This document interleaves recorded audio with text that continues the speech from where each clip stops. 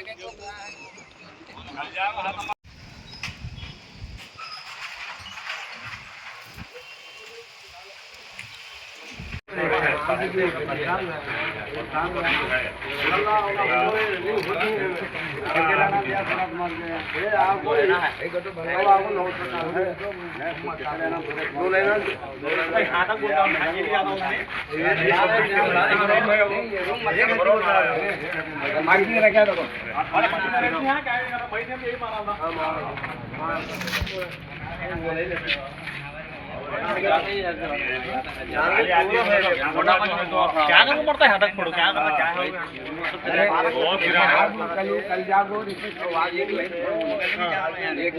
गली छोड़वा को उधर माले बोली संग జాగింగ్ వాకింగ్ మస్జిద్ కి నమాజ్ పढ़ने के बाद इस्लाम को धर्म नहीं गवर्नमेंट का અને 13 डिस्ट्रिक्ट है अपने मिलकर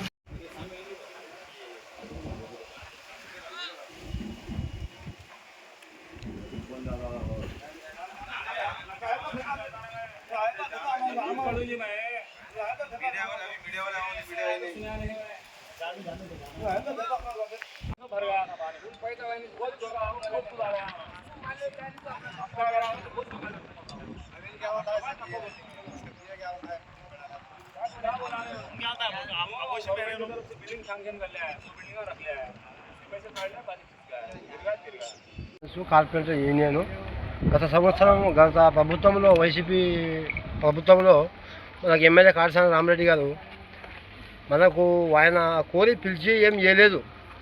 మేము వేరే సాట స్థలము మన కోసం విజయవాడ కార్పొరేటర్ అసోసియేషన్స్ వాళ్ళు రాష్ట్ర కమిటీ వాళ్ళు మనకి ఏమైనా యూనియన్ ఆఫీస్ కోసం మీరు స్థలం ఏమైనా చూసుకోండి అంటే ఈ వల్లనే మన పక్కన కొంచెం 5 లక్షలకు మేము స్థలము తీసుకుంటే దానికి ఆయన రామరెడ్డి గారు పిలిచి ఆ స్థలము వేరే వాళ్ళకు దోబిఘాట్కు ఉపయోగించినాము, మీకు వేరే స్థలం ఇప్పిస్తామంటే మనకి యాడనో ఉంటే మనకు పనులకు ఇబ్బంది అవుతుంది అనే ఉద్దేశంతో మేము చెప్పినాము ఆ రోజు. సరే మనకు అటైతే మీకు ఇన్ని పక్కన ఉంది మీకు స్థలము మీకు ఇప్పిస్తాము మీకు బాగానే ఉంటుంది అని మీకు చెప్పినారు. కానీ మేము వేరే వాళ్ళ అది వంకపురం కదా రేపు పొద్దున వేరే ప్రభుత్వం వస్తే ఏమైనా ఇబ్బంది అవుతుందేమో అంటే నేను పట్టా చేసి ఇప్పిస్తున్నాను, మీకేమి ఇబ్బంది నేను చెప్పినాక మీరు వేసుకోనికి ఏమి ఇబ్బంది అంటే ఇప్పుడు అందరము కష్టపడి 3 ఏళ్ళు కష్టపడినాము దీని గురించి చేసుకున్నాము. ఇప్పుడే కొంచెం కోలుకున్న సమయంలో మళ్ళీ ఈ ప్రభుత్వం వచ్చింది. దీనికి వంకపురం పోగు అని కాలువ రావాలా అది ఇది అని వాళ్ళు స్థలము పీకేస్తామంటున్నారు. ఏమి దగ్గర 80 షెడ్లు వేసుకున్నాము. ఇప్పటికి దగ్గర 1,50,00,000 రూపాయలు పెట్టి అప్పులు చేసి బంగారం కుదవలు పెట్టి మేము చాలా ఇబ్బంది 1-2 సంవత్సరాలు కష్టపడి వేసుకున్నాము.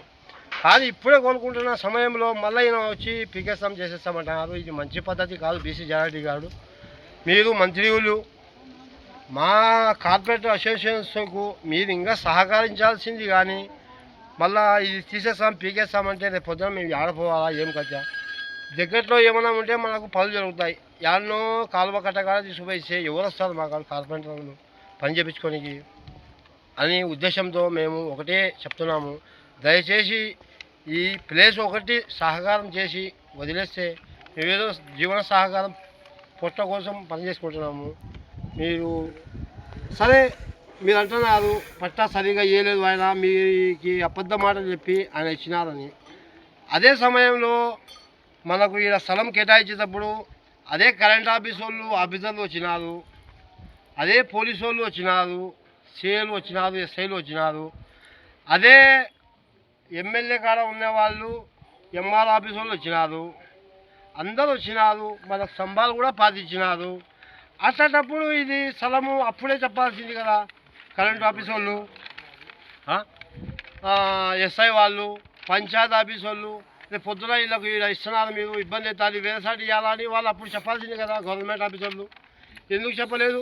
ఇంత మనం కష్టపడి చేపించుకున్నాక ఇప్పుడు ఇది పొలంబోగు మీకు పనికిరాదు, వంక వస్తే నీళ్ళు వస్తే కొట్టుకుపోతారు, మీకు అంత ఫేక్ మాటలు చెప్పి ఆయన మీకు కడుపు కొట్టి మీకు సలహాలు ఇచ్చినాడు అని చెప్తున్నారు. ఈరోజు మీరు వచ్చి చెకింగ్ చేసినప్పుడు కూడా అదే పోలీసు వాళ్ళు వచ్చినారు, అదే పంచాయతీ ఆఫీసు వాళ్ళు వచ్చినారు, అదే కరెంట్ ఆఫీసు వాళ్ళు వచ్చినారు. ఇది ఎంతవరకు న్యాయము, ఇది ఎంతవరకు అన్యాయము? మేము ఒకటి అడుగుతున్నాము, మళ్ళీ మీరు ఏం కోపం పడాల్సిన అవసరం లేదు. మా ఇబ్బందులు మేము చెప్పుకుంటున్నాం. ఇది ఏమన్నా కానీ ముఖ్యమంత్రి జనార్దన్ రెడ్డి గారు మన మీద దయ చూసి మనం కష్టం చేసుకుంటున్న వాళ్ళము మేము ఇది ఒకటి మనకు సహకారం చేస్తే మీకు ఎప్పటికీ మర్చిపోలేమని విన్నపం చేసుకుంటున్నాము. ఇది మన బాధ.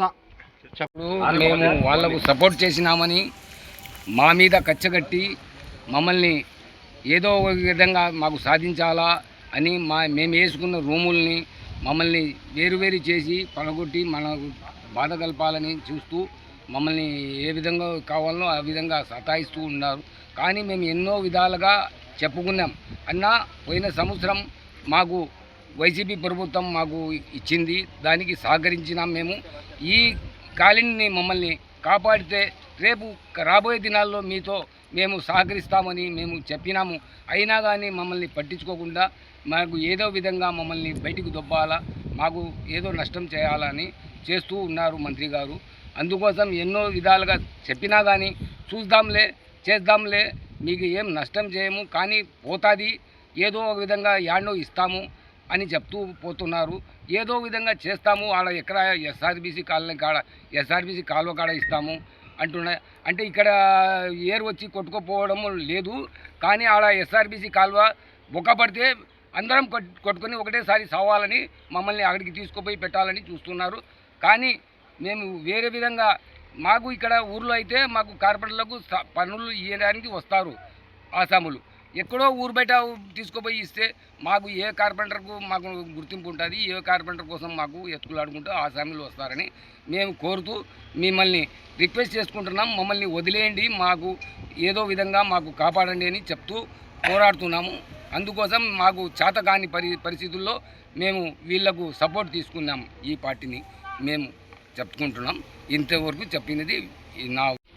ఆనాటి వైసీపీ ప్రభుత్వము బనగానపల్లిలోని ఈ పట్టణంలో మన కార్పెంటర్ యూనియన్కు దాదాపుగా 1 ఎకరా 30 సెంట్ల భూమిని వీళ్లకు ఆ రోజు 2020లో ఆనాటి తహసీల్దారు ఆనాటి గవర్నమెంటు రిజిస్టర్ చేసి ఇక్కడ ఉండే కార్పెంటర్లకు ఇవ్వడం జరిగింది. అందులో వీళ్ళు చాలా వరకు వాళ్ళ యొక్క స్థలంలో ఒక్కొక్కరికి 2 సెంట్లు, 1.5 సెంటు స్థలం వస్తే వాళ్ళ సెంటు ఈ విధంగా ఇల్లు కట్టుకోవడానికి సిద్ధమయ్యారు. 5 సంవత్సరాల నుంచి ఈ పని జరుగుతుంది, వీళ్ళు కట్టించుకున్నారు.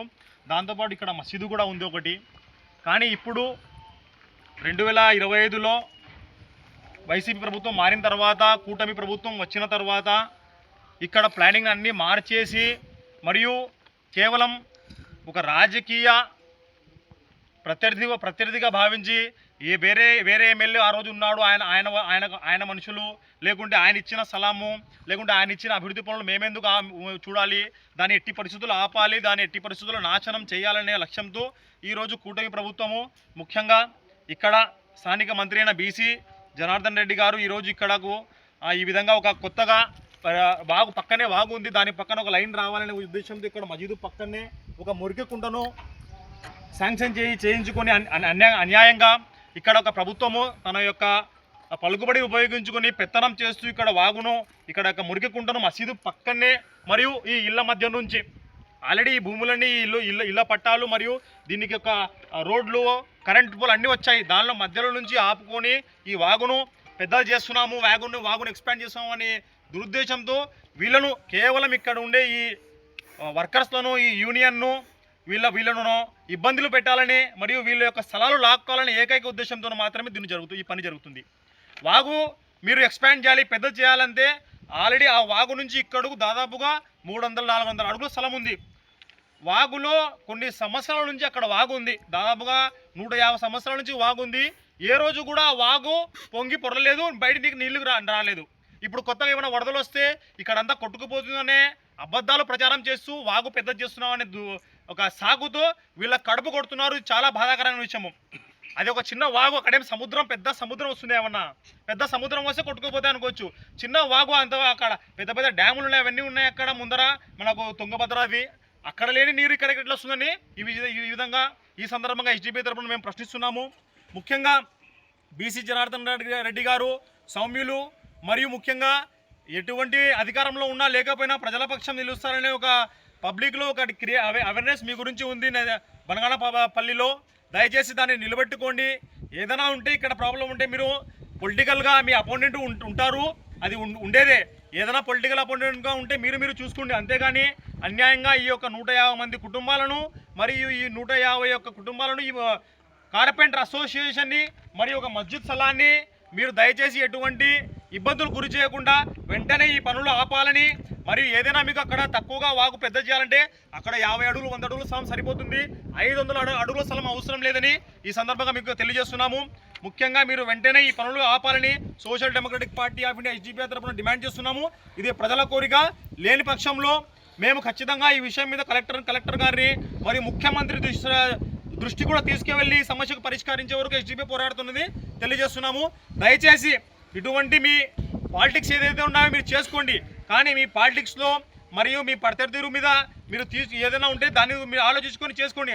అంతేగాని సామాన్య ప్రజల మీద మరియు ఈ అసోసియేషన్ల మీద మరియు ఈ సామాన్య కుటుంబాల మీద దయచేసి మీరు ఎటువంటి ప్రతాపాలు పందాల జోలుకు దయచేసి పోవద్దు అని ఈ సందర్భంగా మీకు తెలియజేస్తున్నాము. ముఖ్యంగా ఈ 100 కుటుంబాలకు ఇక్కడ ఇల్లు నిర్మించుకొని జీవనం సాగించడానికి వీళ్ళు రెడీ అవుతున్నారు. అటువంటి సందర్భంలో దయచేసి వారికి పొట్ట కొట్టవద్దు. వారికి ఇదే స్థలం ఉంది, లేకుంటే వాళ్ళు ఏదైనా రేపు ఏమైనా జరగడానికి జరిగితే దానికి మీదే బాధ్యత వహిస్తారని ఈ సందర్భంగా మిమ్మల్ని తెలియజేస్తున్నాము. జై భారత్, జై భీమ్, జై ఎస్డిపిఐ.